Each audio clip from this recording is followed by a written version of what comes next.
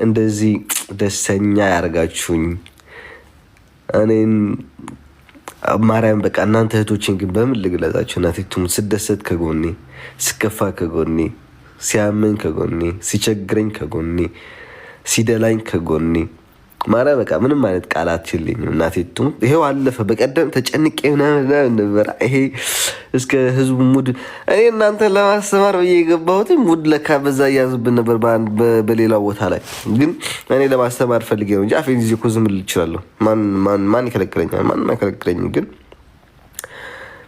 ሌላው ህዝቡ እንዲማርበት ግን አሁን ፈጣሪ ይመስገን እንደኔ ደስተኛ ሰው የለም፣ እንደኔ የሞላለት ሰው የለም። ሁሉ ጊዜ ይላችኋለሁ፣ በቀደም ብያችኋለሁ፣ ብር ይመጣል ይሄዳል እና ብር ደግሞ ደስታ ሊሆን አይችልም ነበር ብር እና በጣም ነው አመሰግናችሁ ለሁላችሁም። ማርያም በቃ ምንም ቃላት የለኝም።